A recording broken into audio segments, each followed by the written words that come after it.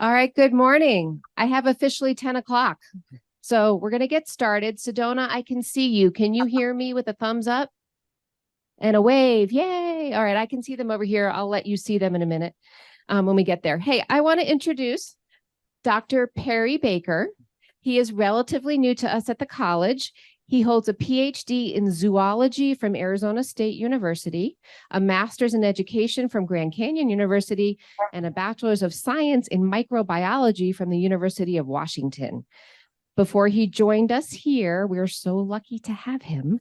Dr. Baker served as a founding associate dean for academic affairs and professor. Why are these so long? These titles are ridiculous. How do you fit them on a business card? Okay. Associate professor academic affairs, professor of biomedical sciences at the Idaho College of Osteopathic Medicine, associate vice president of academic affairs for West Kentucky Community and Technical College, academic dean and professor of science at Arizona Christian University, and founding program coordinator and tenured professor at the Biomedical Sciences program at Midwestern University. I think you all will agree with me. He's qualified today. Are you down? You're in? Yes. So we are super lucky to have him as our kickoff speaker for OLLI, the series. This is the kind of thing that actually Sedona OLLI has done for years, like a kickoff event before the start. And we are trying more and more to imitate the best of each other and what we do. And this is one of the best things they do, get us all together, get us ready for school, right? So without further ado, welcome. We're so glad you're all here. And Dr. Baker. Well, thank you. Thank you for that.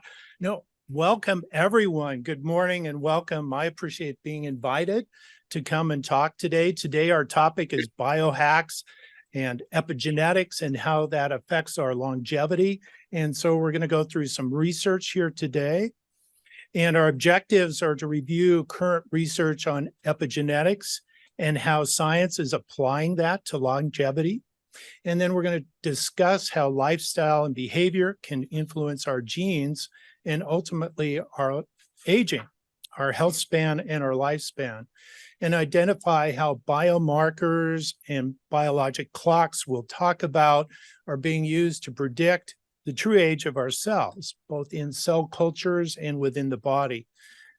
And then review how biohacks are influencing what we know about the science of aging, but also how leading researchers and even some tech entrepreneurs are jumping into the field and exploring how that can be used to help us extend our health span and our lifespan. And then we'll take a look at some practical applications from that and have some time for questions and discussion at the end. So before we get started, the mandatory disclaimer: this is an educational talk and not for medical purposes. I can review as a PhD the research applications, and I just encourage everyone to go and follow up on any research that we talk about here or discuss with your own healthcare team, anything that you find interesting. There's a lot going on and a lot will be coming out in the future. So it's a great area, great time to stay up on the new research that's happening and to follow up on those things that are in the news. Quick interruption. You want me to share these slides with everybody after we're done, right? Yeah, absolutely. So you don't need to take notes. I saw people pulling out their cell phones to, take pictures of the screens. Don't have to do that. Sit back and relax, and I'll get them to you after we're done. Perfect. Just a reminder about that. Then all the slides will be posted. And I've referenced everything at the end. So you've got the references for everything we talked about or footnoted. I did it that way. But all the references are there and all the slides will be available. You can always reach out to me and ask any questions later. If you think of anything, you can reach out through the school or through OLLI and they'll get questions to me, or I can let you know anything that we might have missed. And I'm sure if I overgeneralize, somebody will help me here today. So let's go back to our discussion activity. And if you could, turn to a partner, somebody next to you, and discuss, what do I already know about biohacking? What do I know about longevity? And what am I interested about? What would I like to learn more about today? As you may know, anytime you Google or look at the news, turn on social media, there's probably an article about anti-aging longevity. It's in the news constantly now. And I went through and pulled up some Google headlines here so we could talk about a few things just for examples. But if you Google it, there's probably 17,000 things that hits that come up. For example, anti-aging scientists, the Holy Grail jab is just 5 years away. That's that 5 years we were talking about. That's a Daily Mail article. Another Daily Mail article talked about living until you're 200 isn't a pipe dream. And I'm counting on that. The strict anti-aging routine of a 45-year-old tech CEO who spends millions of years on trying to be 18 again. We'll see the topic today attracts tech folks in particular. And so this one is for Brian Johnson. He's a tech millionaire. Dave Asprey is another tech innovator who's blogging and writing books about his longevity journey. And then even Jack Dorsey, who was one of the original founders of Twitter, talks about and blogs about his fasting diet that is to increase his longevity. We'll talk about fasting and calorie restricting here in a minute. So scientists in another Time article discover an anti-aging clock and the way to speed and reverse aging. So we'll talk about that today as well. Oops, let's go back. So investments are also being directed by investors into what's seen as a growing market, and money is flowing into longevity and longevity research. In fact, somebody just before our session here today was telling me that they saw 2 articles in the Wall Street Journal about longevity and anti-aging. So, for example, Google has started a new health company to tackle aging. That was in USA Today. A Harvard News story talked about anti-aging research primed for impact on the globe. And then another CNBC article talked about Peter Thiel, Jeff Bezos, and others. Their quests for immortality could benefit all of us by the discoveries that they're going to be financing. And so investment is going to be a growing trend. I think the fact that we're talking about longevity and anti-aging is going to be a growing trend. The WHO has decided that aging is medical condition. It's a disease, so it can be insurable in some countries.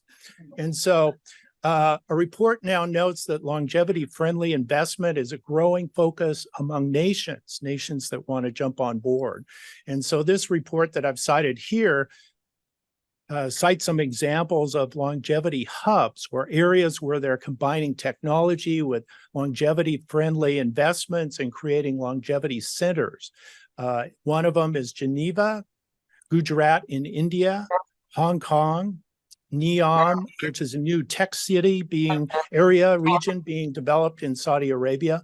Singapore is one, Manchester in the UK, Akita in Japan, Seoul in South Korea, and Monaco as well. Longevity hubs where they're looking at both resources, but also investments and investing in longevity research, making that a priority.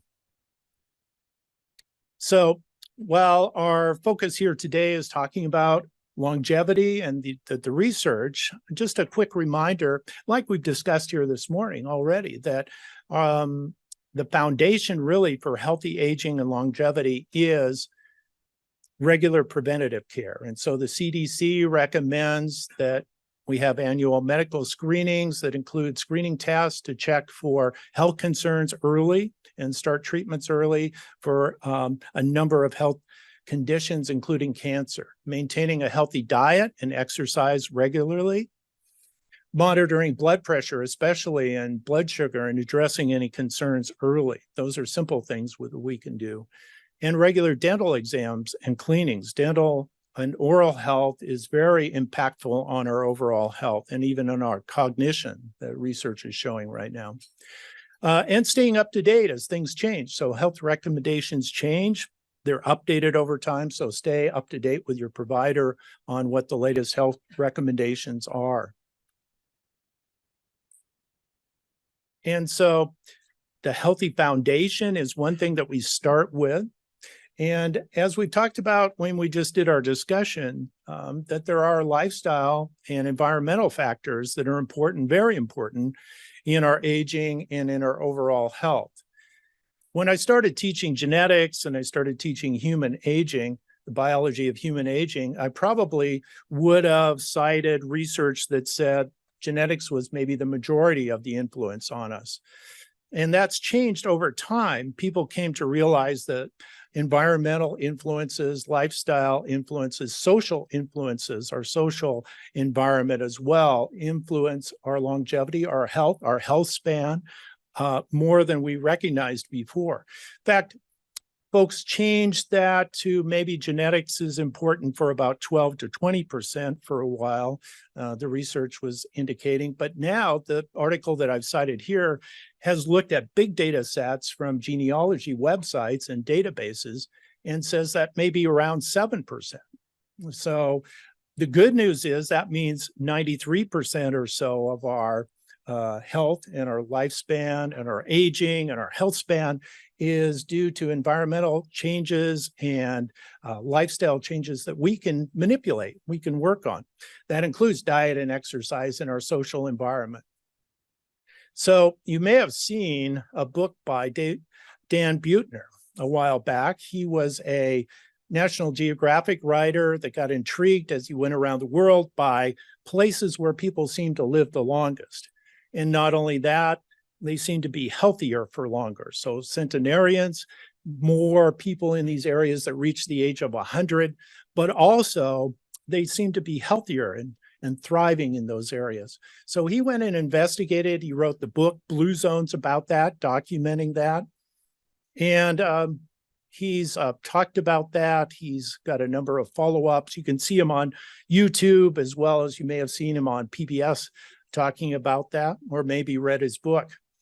The findings of Buettner and others have supported that since, emphasizes the importance of all those other factors we're talking about, environmental influences, and some of the common themes that he found were healthy daily activity. That includes walking, a lot of walking in the blue zones, reducing stress, ways that we can reduce our stress and mitigate what stress can do to us over time. Maintaining a sense of purpose, social interaction and belonging, lots of social interaction and just extended social networks in the blue zones.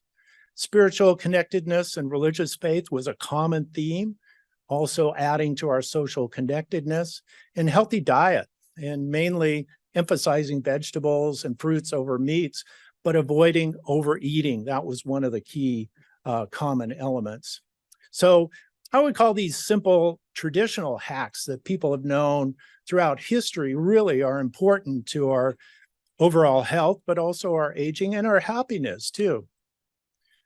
So in a sense, a type of biohack that we can all manipulate. But let's go on to understanding aging. So our understanding of aging, and that's what we'll talk about here, has benefited from the development of tests that reveal our true biologic age of our cells, both within organisms, within animals, within humans, and within cells grown in culture in petri dishes in the lab. So these tests often rely on samples of blood or saliva, ways that we can extract something and take a look at it, and they measure changes that occur as cells age or as the body ages. And those are biologic markers that can reflect back on our true age, the true age of the organism or the cells or our DNA. And so the goal really of this type of understanding would be to have biomarkers, clocks or markers that we can understand, test for, and then test interventions. We can do things to those cells and cultures. We can try things that would be interventions and then see how that interferes with aging or reverses aging, biologic age in cells or in organisms. So a number of biomarkers have now been investigated, and those are fairly common. If you Google or do any reading about the topic, you'll see these biomarkers being referred to, and they're very useful as biologic clocks of aging. One that was really found to be significant early on is research has shown that the ends of our chromosomes, and this is across species, termed telomeres, shorten as we age. Shorter telomeres mean, yes, older cells, but they also increase our risk. It's correlated with increased risk for disease, and that's chronic disease or diseases of aging. We might say that folks see heart disease, diabetes, high blood pressure, and cancer. And so telomere length can be a great biomarker. It's an indicator and a measure of genetic biologic age. And so what folks have found in researching this and in studying this over time is that telomeres not only shorten as we age, and that happens in cells grown in culture in petri dishes in the lab, but when they're grown and we study them, especially in the lab, we find that they replicate, cells will replicate a number of times until they slowly stop their replication. They lose the ability to replicate and they become quiescent. They just become inactive and then they stop replicating. This is called a Hayflick limit. And that's named after the Leonard Hayflick, who first observed this and really made it widely known. So it's seen in both cells that we might take from living organisms, but also especially cells that are grown in the laboratory. For human cells, the number of divisions, if we looked in the laboratory dish, would be around 40 to 60 divisions, and then cells senesce, they go quiescent, they stop dividing.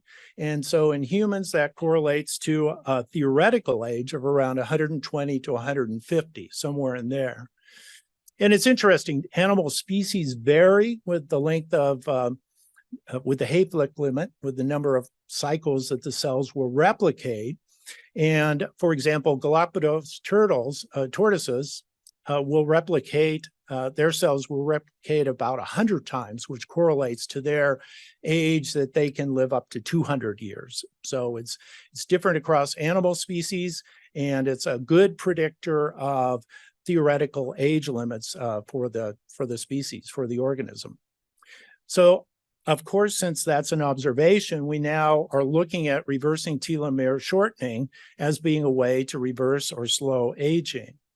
And a number of experiments have been done. If you take a look at the literature, you'll see that folks are trying interventions on this. But good news is this article that I've quoted here, diet and exercise have been shown to lengthen telomeres. So telomere shortening appears to be reversible, and some simple things that we can do, including diet and exercise, can help that process. So even help lengthen our telomeres.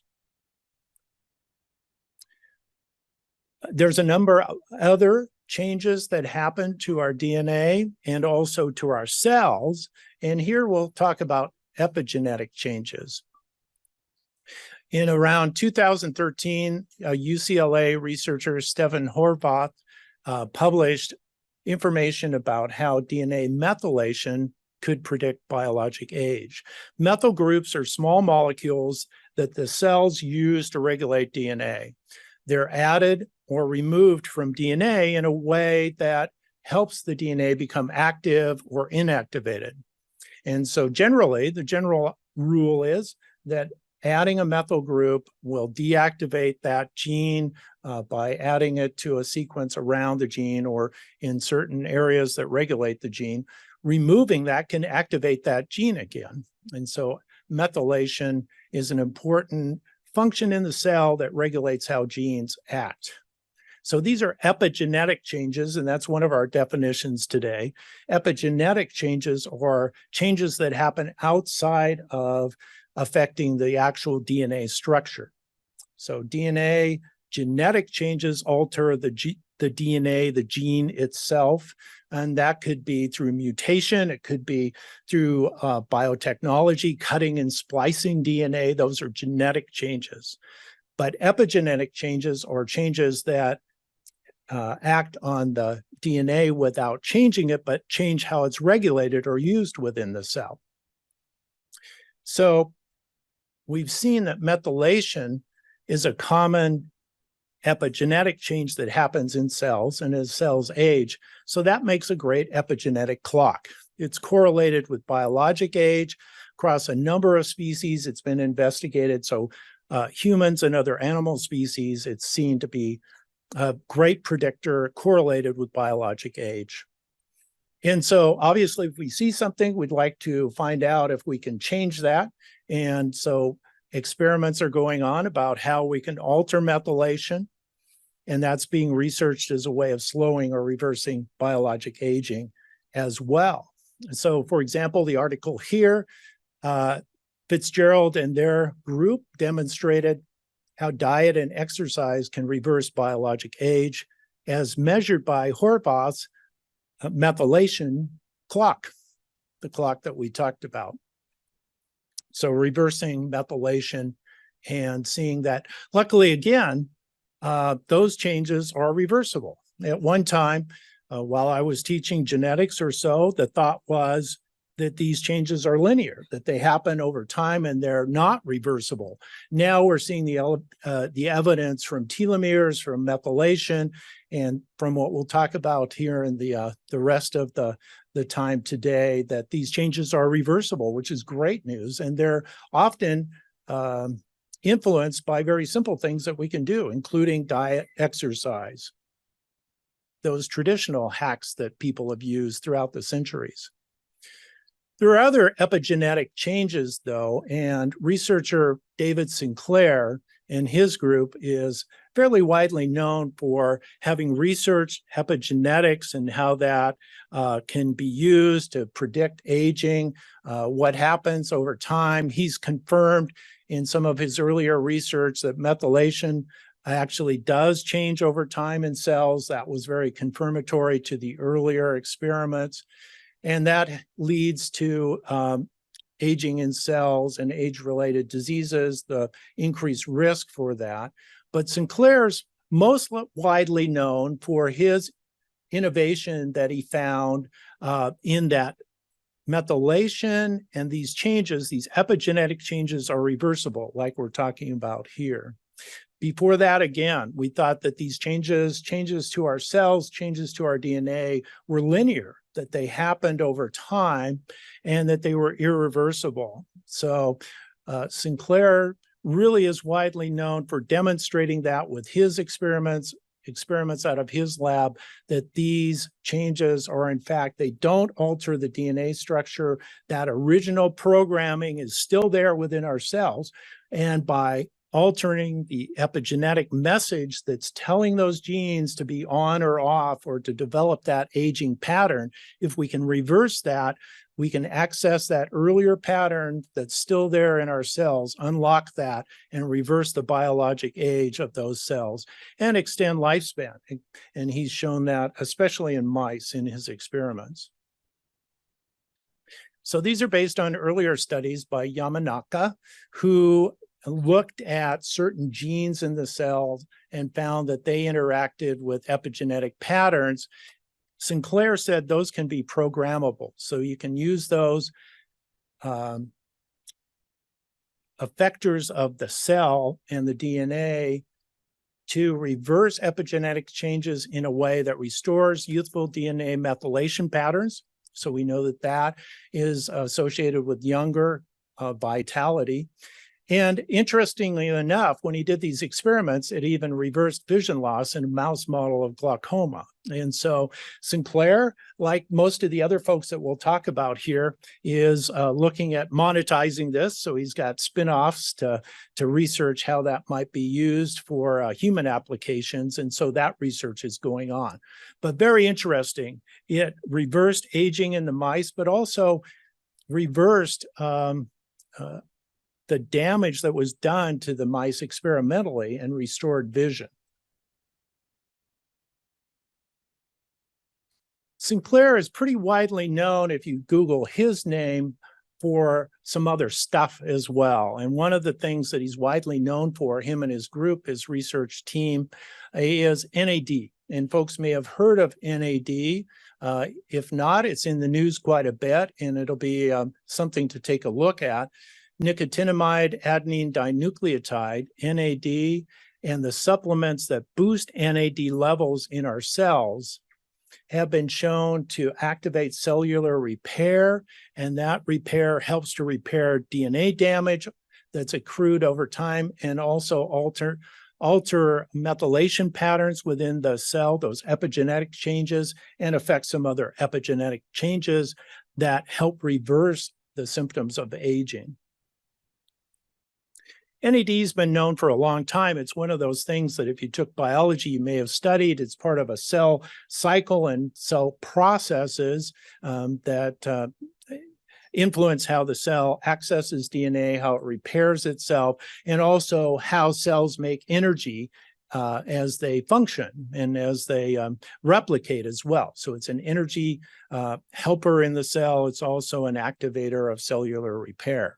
And like we talked about, NAD levels are known to decline over time, decline as we age.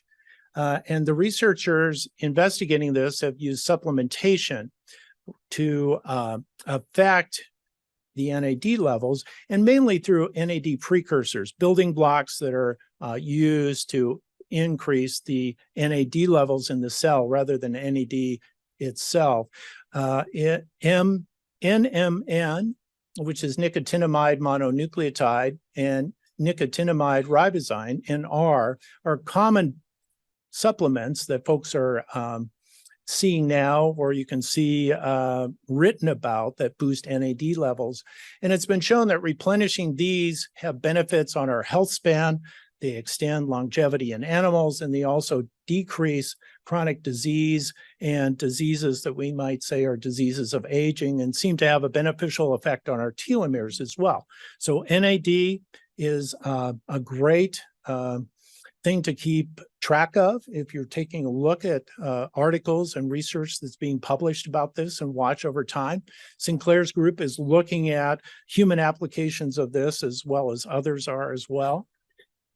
And I pulled out a few quotes for NAD is just a great molecule.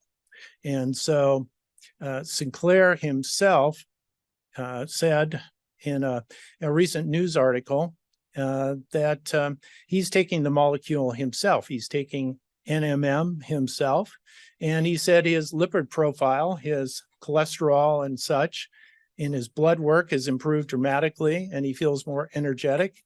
And that his blood markers, he's nearly 60, are closer to that of a 31-year-old. So I think that's pretty encouraging stuff. He also added, and this was a great, it was a news article a little bit earlier when they were in the news for NAD, and that was that his father is 79. He's been whitewater rafting and backpacking after starting the molecule. And he also said his sister-in-law is fertile again after taking the treatment, despite having to been transitioning into menopause. So there you go.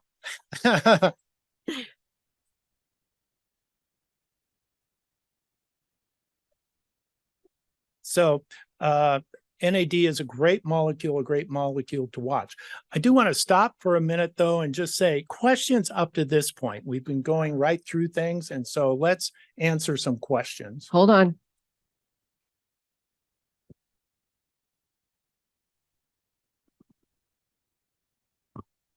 Doctor, you began your talk with hacks like purpose, social interaction, exercise, diet. Now you're talking about meds, I assume. You're talking about... Or supplements. I mean, that mouse, you didn't just give him more exercise, right? Mm-hmm. You're giving him drugs. So can you connect the two?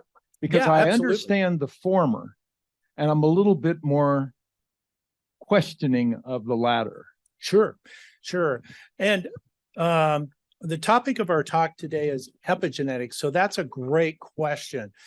As folks researched and started to understand some of the processes in the cells, we learned that there are biochemical pathways, ways that cells do things within the cell. And again, if you recalling back to maybe biology class before, you saw some of those cycles written out or showed that there's chemical reactions that our cells do.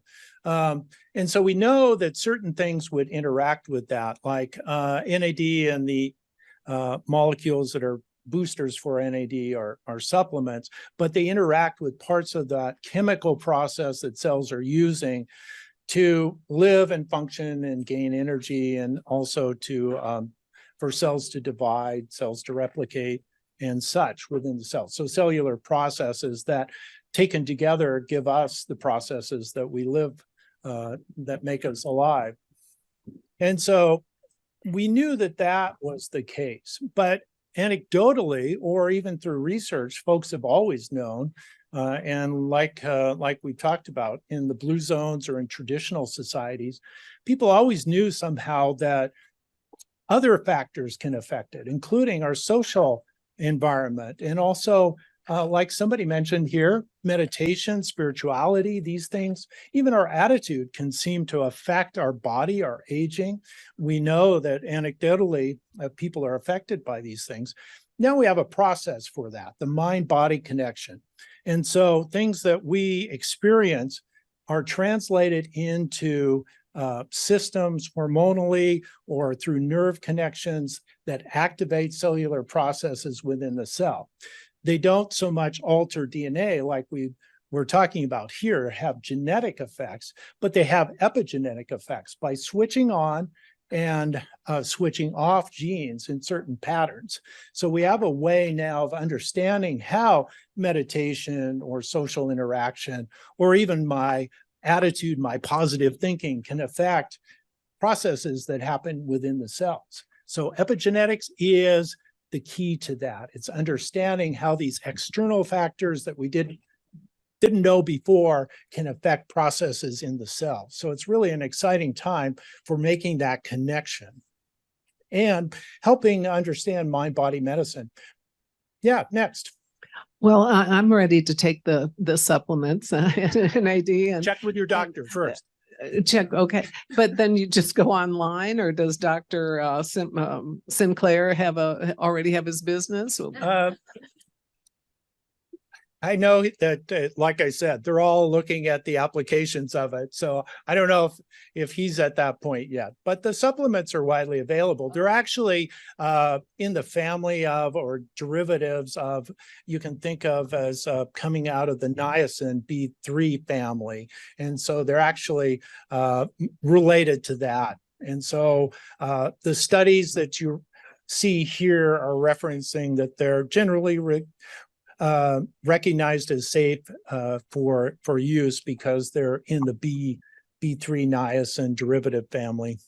Well, and just to ask, have you had your telomere tested to see how your length is? Yeah, no, I haven't done that, but I have said that making some of these changes for me, and that was, like I said, always check with your doctor, but my lipid profiles and such are back to around the age of, the doctor said at 20 something. So I can tell you the lifestyle and diet especially affect and influence that. Yeah.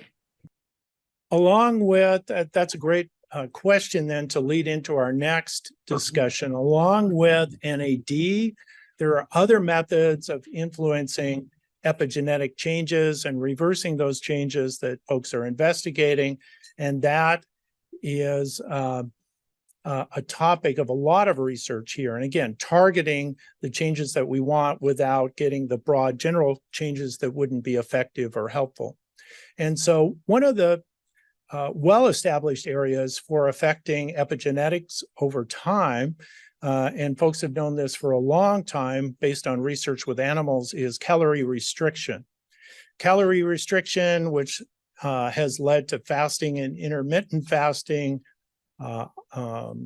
protocols or methods, have been investigated, and it's known that calorie restriction initiates cellular repair mechanisms and the elimination and inactivation of senescent cells, cells that over time in the body stop functioning appropriately, and they're taking up space there, but they're not really functioning as the organ needs them to function. So increasing both health span and lifespan across a wide range of animal species, and that's from worms to fruit flies to mice, dogs as well. And so that's been known, again, for a long time, and it's been studied in a number of species. And so the most promising results have shown that lifespan extension can be anywhere from 50 to 300%, and that's fairly dramatic. And again, that's across species, primates as well. Calorie restriction, though, is fairly hard to achieve in humans. Jack Dorsey, the founder, one of the founders of Twitter, is known for, he said at one point that he ate 6 meals a week. And so he was mostly not eating, but for the rest of us, that's pretty hard to accomplish. And so in humans, the range in animals that they're talking about restricting the diet is from 40 to 60% of their normal diet. Now, what they do in the animals is support the nutrition by giving supplements, by giving vitamins and nutrients that way to maintain healthy nutrition, but lower the calorie amount around 50%. And again, that's fairly hard to maintain in humans with our lifestyle and the things that we like. It has some undesirable side effects.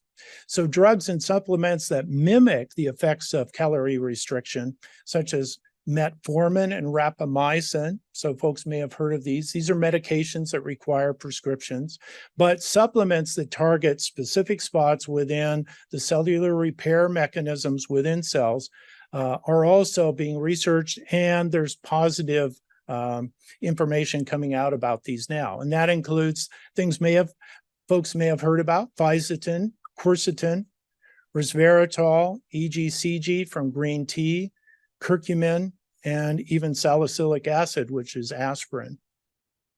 So again, the cellular processes, the repair processes in the cells activate when the cells are under stress.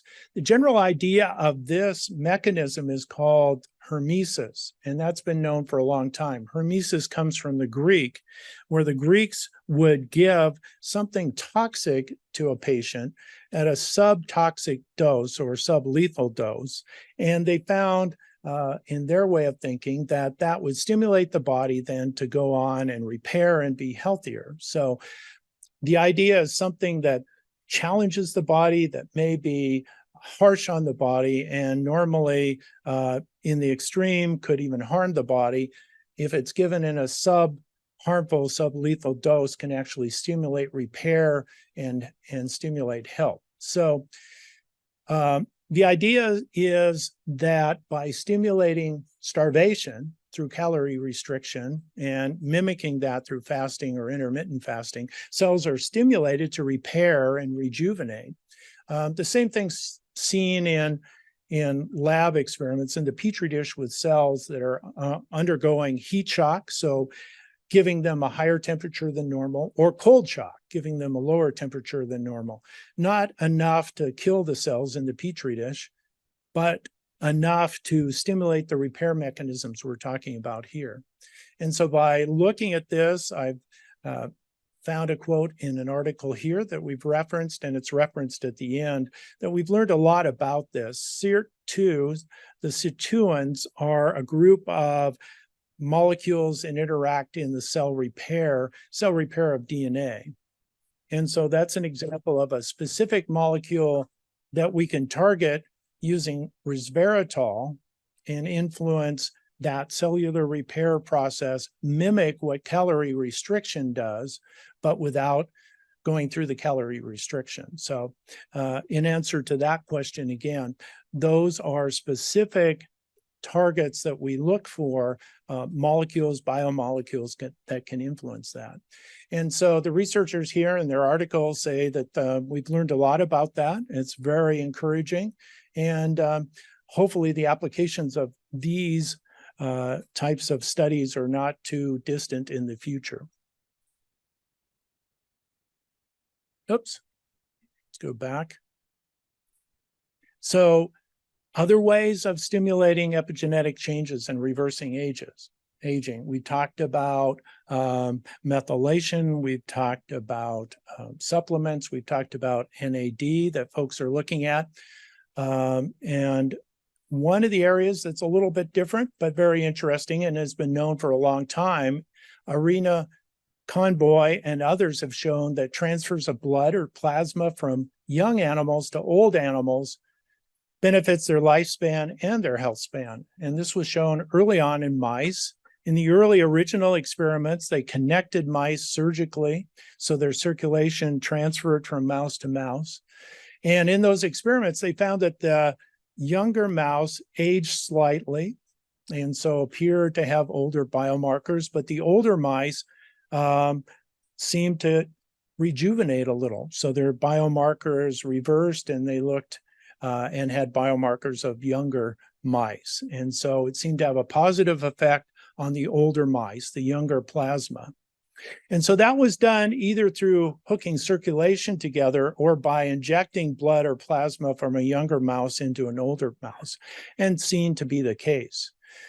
But as folks investigated this and looked for better ways of doing the research, they found that the therapeutic effect of this happened even if they used other methods of delivering the plasma. So they looked at transferring plasma that involved taking plasma out,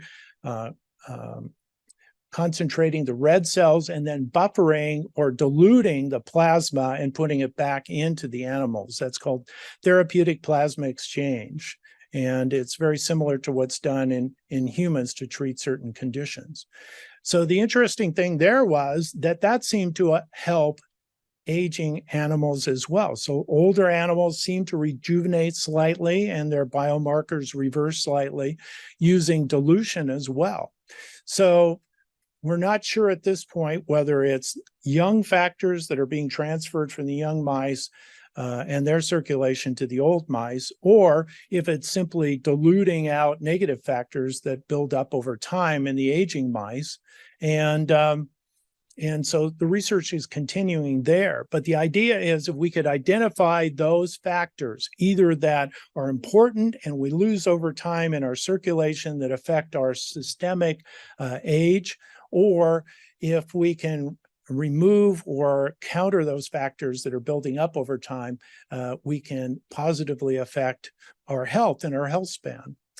Some limited human trials have been conducted, and some of those are retrospective. They looked at techniques like this, like transfusion or the therapeutic plasma exchange that have been done in humans retrospectively already for other conditions, and tried to make some conclusions about that. And some information indicates that it may have positive effects on the body, even on cognition in humans. And so finally, I want to come back kind of full circle and talk about genetic methods. If you Google anything about longevity and anti-aging, you may come across George Church, Harvard researcher.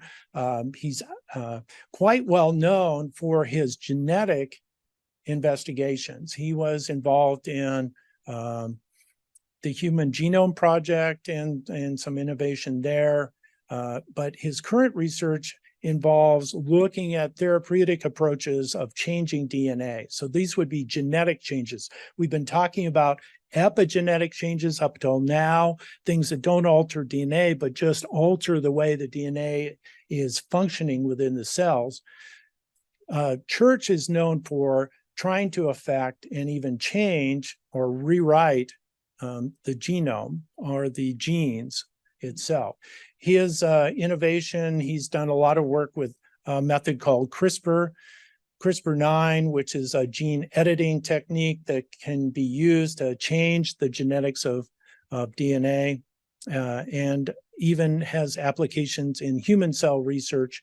And so if you come across him, he is known now that he's researching not just applications for the human genome, but also for aging. And so one of his goals is to make genome sequencing widely available for folks around the world, but also to develop methods of affordable gene and cell therapies aimed at age-related diseases. And so maybe there'll be another tool in our toolbox, which are the genetics of this and some genetic biohacks, which again, just methods of changing genetically the information that might benefit our lifespan and health span. So we kind of come full circle. In the beginning, we thought a lot was due to our genetics. We've seen that environment and through epigenetics, ways that even our social environment, our thinking, our lifestyle can influence our gene or gene expression, and that's reversible. Church and others are now looking at ways that we can actually change DNA in a way that's heritable and can be passed on to other cells and affect DNA as well. So I think that kind of brings us full circle here for today.